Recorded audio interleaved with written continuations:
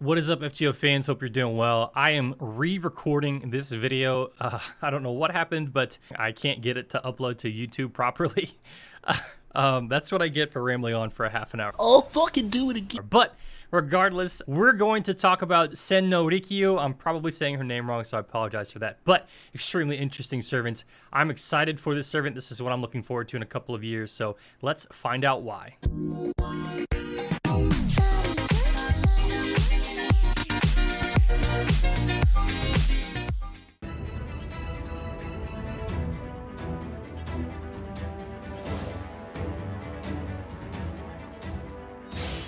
この一時にすべてを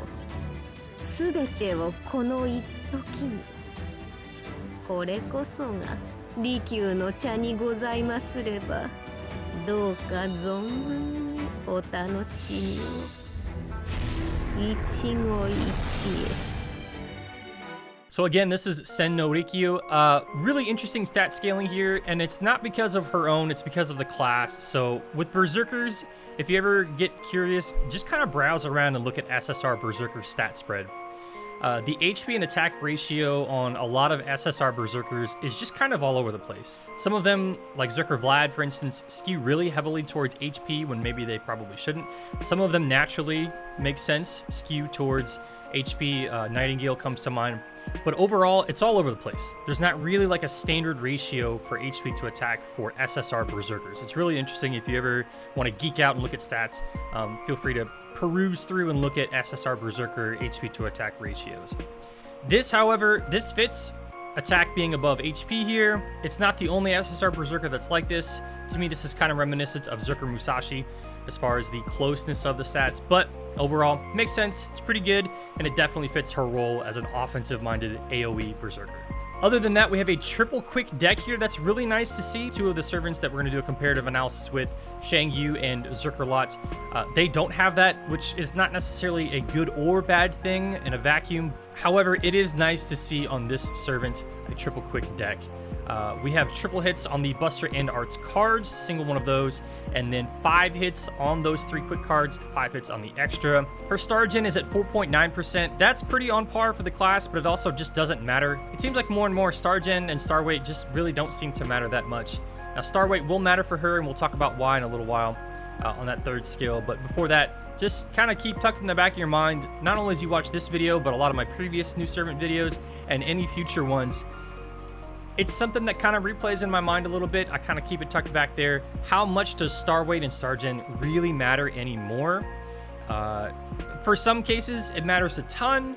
In some cases, it doesn't matter quite as much. Down here on this first skill, it's quick up, NP gain up for the party, 10 to 20%, 6 turn cooldown. Those are 3 turns. And then stars, 5 to 15, immediate star drop at 5 to 15. Now, the quick up and NP gain up are really interesting here, not only because they're at 20%, which isn't like game-breakingly strong, but it's pretty good. It's because they stack nicely with a passive that she has. So we'll jump out of order here and take a look at that passive. The first 3 that we'll take a quick look at, there's a form of madness enhancement, buster up, crit damage up. There's a form of territory creation, arts up, mental debuff, resist. There's also a debuff success rate, but the one that really is important, the one to really make note of here, it's this NP gain up on own quick cards. So she has a passive that gives 10% extra NP gain on all of her quick cards. That's really cool. And it's a very concerted effort by the devs to say, hey, not only are we going to make it easier for you to actually loop with this particular SSR AoE Berserker, but we're going to back it up with this. It's always here. It's always enabled. You're not going to have to worry so much about NP gain on these quick cards and quick NPs because we're baking it into the kit, which I think is pretty cool.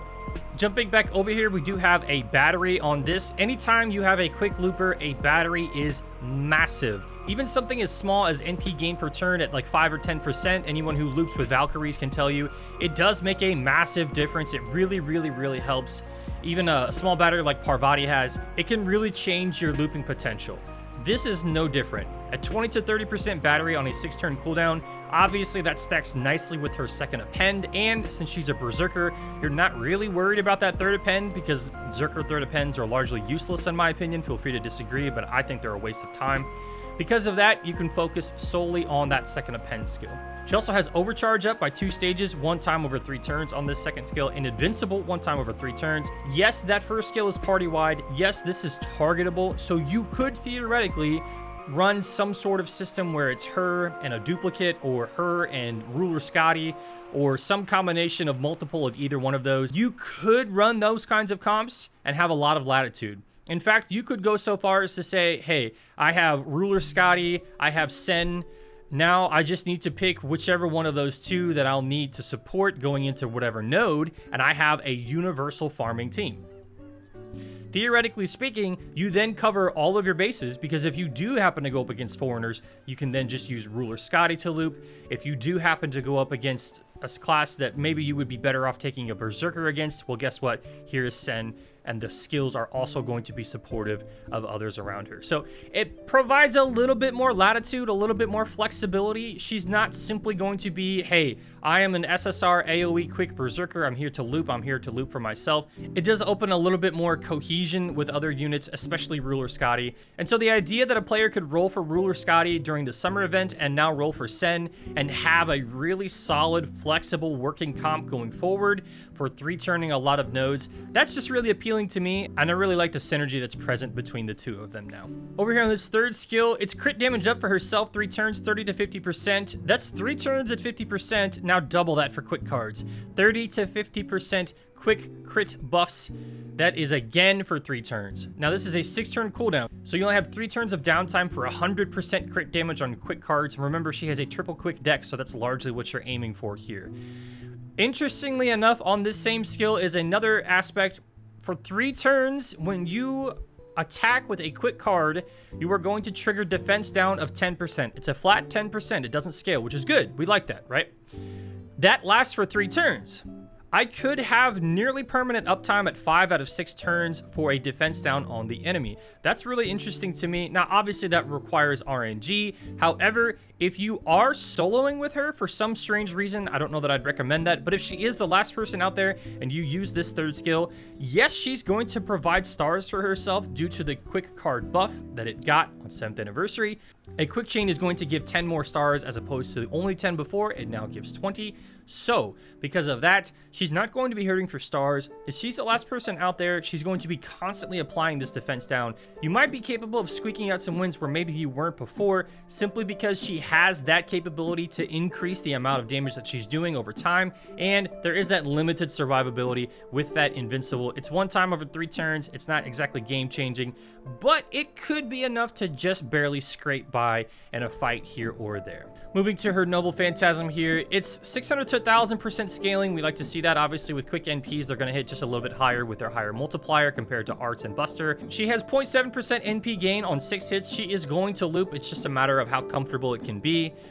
She also has super effective damage against human attribute enemies. That's 150 to 200 on that scaling. She applies NP Seal for a turn, and she applies Curse of 1000 for 5 turns.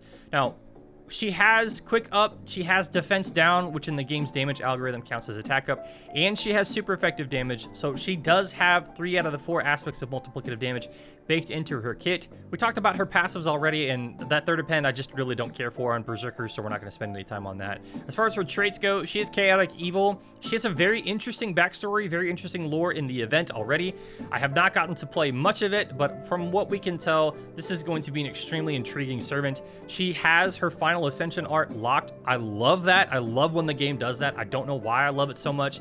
It's just this extra level of intrigue and mystique. It reminds me, of course, of Oberon. I won't spoil anything about that, but if you've played through and know the story of LB6, then you know why it's so well done in that regard. So anytime it comes up again, like it does here, it's really interesting to me. Now, one thing that is not my favorite, unlike the mystique and intrigue of some of the servant lore that we have in the game, is the material requirements that she has. So right up front, let's be honest, you're probably going to want most of her skills up at least fairly high, if not 10'd out, right? And because of that, it's important to look at her skills all the way up and down.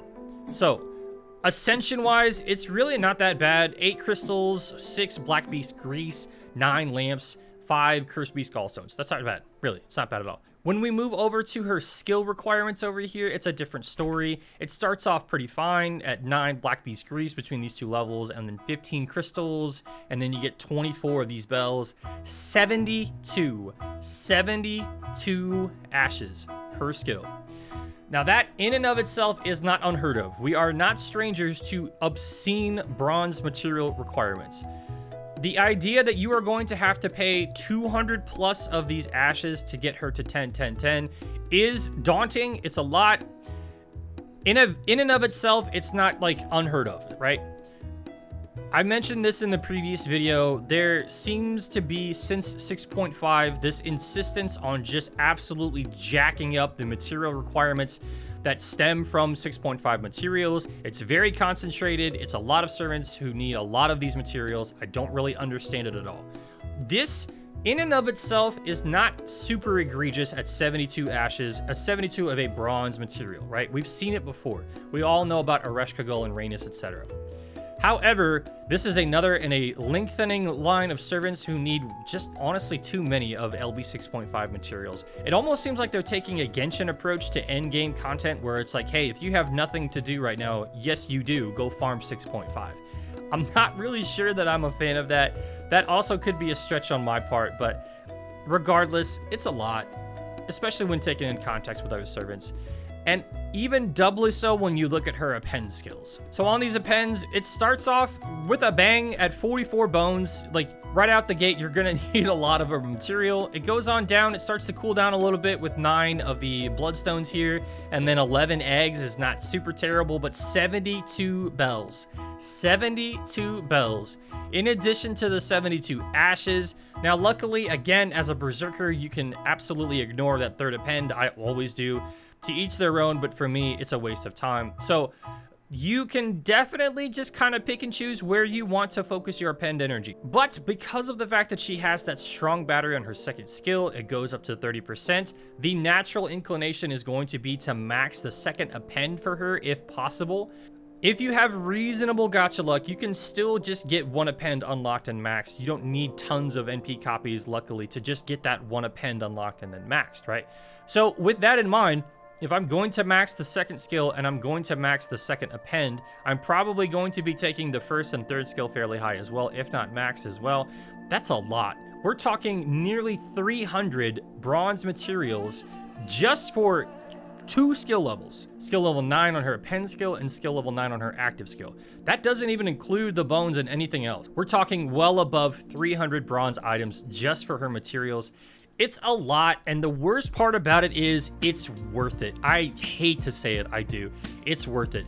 When it comes to a servant like this with this kind of kit, it really jives synergistically well with other servants around her. She does fill a lane in the game that is not currently occupied. That is an SSR AoE quick berserker who can loop. Xiang Yu has obviously not fit that bill since the day he came out. We'll talk about him soon. Zerkerlot is not quite as accessible when it comes to looping as she is. Damage-wise, they're very similar, but this is just a new kind of capability that the game has. And so because of that, it unfortunately is pretty well worth it to take these skills up as high as you can get. It's going to cost you, and I am so sorry for your materials, but it is going to be worth it. If you pull her and you want to use her, it's going to be worth it. We'll take a look at her Bond CE here. This is another one that's probably just going to collect dust on your shelf, but it's pretty cool lore-wise. Nice little collector's item here. Like water, like flowers, it harkens back to her tea-making lore. It applies extra special damage up against human attribute enemies. It's 20%. Again, because of the fact that she's such a capable and synergistic looper, whether it's enabling herself or others to thrive within a 3-turn setup for quick looping, I don't know that this is something you're going to want to seek out. If it is cool, more power to you, but a lot of us will probably just get this as happenstance, and it will just kind of sit there in our second archives. So nothing wrong with that at all. Pretty cool lore-wise, but like most Bond CEs, not ultimately going to change things one way or another for her. Now, when we talk about quick AoE berserkers, we have to talk about 2 in particular. I'm going to ignore Fran. No offense to Fran fans. I love Fran as well, but there's just no getting around the demerit, so it's not really worth talking about Fran. Now, that being said, the 2 that are going to come to mind, at least for me personally, are Xiang Yu and Lancelot. So with Xiang Yu, a triple buster deck, his HP is 2,000 higher than his attack. It does not make sense. I'll be honest. There's a lot about his kit that to me just does not make sense. A triple buster deck, he has 6 hits on his single quick card. His star gen is right where it should be. So again, a triple buster deck here. And on his first skill, we do have this evade for a turn. That's fine. It is a whole turn. It's not a 1 time over 3 turn type of thing. It's a whole turn. That's nice. He has crit damage up of 100% on this first skill. He also has it on his second skill to a different degree. Star gather at 5,000% as well. So he can soak up the stars and he can crit fairly hard with them. He only has 1 quick card though. He's not really going to be making a ton of stars for himself outside of that third skill. On this second skill, it's quick up, it's buster up, it's 3 turns of that, which is nice, and it's 30% at a 5-turn cooldown. However, this crit buff on his second skill is a 50% for 1 turn. There's a bit of a problem when it comes to using Xiang Yu, and I say this as someone who has used him extensively. When it comes to Xiang Yu, you basically have to pick one of 2 routes, and it is, am I going to NP first to create even more stars to try to crit, or am I going to try to crit and then NP afterward? Using them in concert with one another, NP crit is not really possible unless someone else is providing stars. The problem with the synergy between his first and second skill and then ultimately his NP is the fact that I cannot use this skill to buff his crits unless I have the crits available that turn, because it's a single turn crit buff on his first and second skill. The problem with that is on his first skill, it's tied to his survivability with his evade. On his second skill, it's tied to his card color buff, which ultimately aids his NP, which ultimately would produce more stars if it had a quick buff. But in order to produce more stars using this quick buff, I have to not use the second skill's quick buff, because then I'm gimping my crit capability the turn after I've created those stars. It's this really vicious cycle that they've created within his kit. I'm not a fan of it whatsoever. I don't believe this is a well-designed servant from a gameplay perspective. Again, I use him extensively. I really do enjoy him as a character, but outside of the aesthetic appreciation and his lore and his persona, I really don't understand what they were thinking with him. And it's even more apparent when it comes to looking at a servant like Sen. She doesn't have the issue of worrying about when I'm going to use a quick buff or a crit buff. The quick buff is on her first skill, and it's party-wide anyway. The third skill's crit buff is 3 turns. I don't have to worry about which turn I'm going to use this crit buff, because it's not going to expire that turn. And they're not tied together anyway. So if I have survivability on her second skill with a 1-time over 3-turn invincible, I have the quick up on the first skill, which has the NP gain with it and some stars there as well. And then I have the crit buff on her third skill. I've got them nice and segregated. I don't need to pick and choose. I can use them pretty harmoniously and not really give myself a headache as to trying to planning out when I'm going to make use of crits or card color buffs, etc. You get what I'm saying. To wrap it up for him, we have stars per turn at 5 to 10. It's 3 turns. The scaling is terrible here. And he has a 3-turn ignore invincible, which actually is pretty nice. Now, the reason we talk about how terrible the scaling is on that third skill is because of the fact that it's going to set you back 44 bullets just to get to level 6.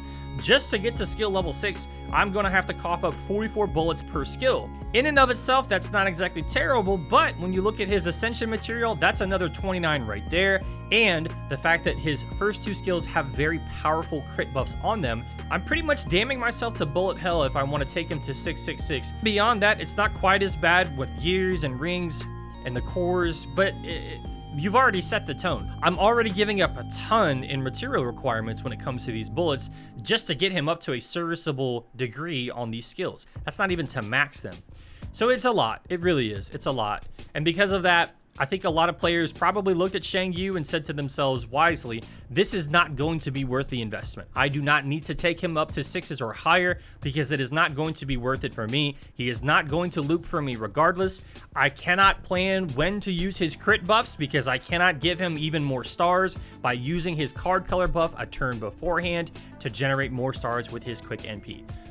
On the whole, you have a servant with Xiang Yu who just simply is probably not worth the headache for most players. Unless you really like him, he's probably not worth the headache for most players. I'll leave it at that. This video is not about him, but hopefully that starts to illustrate where things were at with the SSR quick AoE Berserker niche before Sen came along, as in it was in dire straits. It really was. Now on the other side of that coin, when it comes to ease of use for a AoE quick berserker, we have Zerkerlot here. He again has a triple buster deck. His stat scaling is much more attractive though at 10.4k attack, 10.3k HP. That's much more attractive. I really don't understand what they were doing with Xiang Yu, but for Zerkerlot here, it makes way more sense. Single hit on those buster cards, 2 hits on the arts and quick, and 3 hits on the extra. That is more reminiscent of a year 1, year 2 type of servant than it is of Zerkerlot himself. Hit counts, especially on extra cards, have skyrocketed over time. So for him, it's not really surprising to see the low hit counts. That's more indicative of the time period in my opinion. His star gen and star weight are right on par with other berserkers, which is paltry, but for him it doesn't matter because he actually can make up for it. On his first skill, it's pretty simple. In fact, most of his skills, if you've used Zerkerlot, you know, it's a very simple skill set, but it's effective for what he wants to do. He has star weight for himself at 6,000% on a 5-turn cooldown. That's 3 turns of that. That's really good. It's a 3-turn, 6,000% star gather. On the second skill, it's 30% star drop rate up. That's really good as well. It's 5-turn cooldown, so we've got a nice thing going between the first and second skills. And then you get to his third skill, it's an absurd 50 to 100% NP gain up. It's one of the best in the game. It's only 1 turn, which is okay because quick looping setups can probably bridge the gap, especially if you use Plug Soup. But if you don't want to use Plug Soup and you just need to bridge the gap between 1 turn and the next, if you have a scope and his append, if you have an MLB scope and you use this, depending on the class, it's not guaranteed that you'll self-loop, but he could get pretty close. And because of that, this is a really effective skill. He also has crit damage up for himself for 3 turns, 30 to 50%. I don't need to pick and choose when I'm going to use the crit damage buff. Depending on when I need the NP gain buff, I can just use the NP gain buff when I need to, and the crit damage buff is still going to be there. The star gather is still going to be there. The star drop is still going to be there. Because of the fact that I am not inherently limited on when to pick and choose his skill usage, I don't need to worry so much about when I'm going to use any of them to get the effect of all of them. So from the start, Xiang Yu has had it really rough, comparatively speaking, because Zerkerlot existed, was a much easier looper anyway, and he has a much more accessible series of crit buffs between his crit damage and his star gather and star drop. Between all of those and his NP, he can generate the stars and then he can use them the next turn without having to worry about when to use the skill timing. Xiang Yu cannot say as much, and I'm not just trying to dog on Xiang Yu so much here. The point of this video is not to say, hey, Xiang Yu bad. The point of this is to ultimately illustrate the strength of Sen, which is what we're getting to. Real quick on the NPs here. So with Zerkerlot, it's attack up 10 to 30%. That scales with overcharge and then just standard scaling on his and then just standard scaling on his NP damage at 600 to 1,000%. Nothing wrong with that. It has never needed a buff. It's got 10 hits. It's 0.5% on the NP gain, which in and of itself is not going to move the needle one way or another for quick servants. But when used in concert with his third skill, it is pretty comfy. Meanwhile, on Xiang Yu, 600 to 1,000% scaling again on him. Now, his attack stat is about 1,000 points lower than Sen's is. So the NP damage up helps to bridge that gap a little bit. He does have the card color buff, but again, it's a bit of a headache as to when you can use it. He doesn't have an attack up. He doesn't have a super effective or a special damage, etc. He has the NP damage up. He has the card color buff, and that's it. So comparatively speaking, between his 5-hit NP and the 10-hit NP that Zerkerlot has, it really just has not been a good look for Xiang Yu from the start. They've had plenty of chances to buff him. They have not done it. They could definitely make him into a crit machine. He's a war general. He's literally supposed to be a war machine. And I don't understand why they have chosen not to let him live up to that namesake. But it's neither here nor there. So they never allowed him to keep pace even with Zerkerlot, and now you throw Sen into the mix and it looks even more dire for Xiang Yu. So overall, it's clear to me at least that we have a very defined lane for Sen to exist in this game. She has a niche to fill within the game, not only as a looping SSR, AoE quick berserker, but also as someone who provides team synergy with quick support anyway. Now the great thing is, she provides that team flexibility and synergy without sacrificing her looping capability from what I can see. Obviously, there are others who provide team capability, like a Taikobo, who don't really strike you as an obvious looping candidate. However, she is very comfortable in that regard. So there's definitely a place for her in the game. I'm excited for her to be in the game and see not only like what her card art ends up being, but her lore, and also seeing what people can pull off with her. I imagine there are going to be some very fun comps between not only two of her and someone else, maybe more Scotties and her, whatever it is. Sen no Rikyū is going to be a very worthwhile role, especially if you went and got Ruler Scotty ahead of time. If you didn't, she's still very good because of that first and second skill, providing capable team support. I think she's pretty good. I think it's going to be really interesting to see what people can get out of her. And I'm really looking forward myself to getting her in a couple of years on my own quick account. So thank you so much for watching. I am so sorry this is late. Typically, I have all my new servant analysis videos released the same day that the servant comes out. I'm not really sure why the previous upload failed, but hopefully this one goes through just fine. Once again, take care of yourselves. Thanks for watching. Good luck on your rolls if you're rolling for her. If you already have, I hope it went well. Have fun in the event, and I'll see you on the next video. Take care.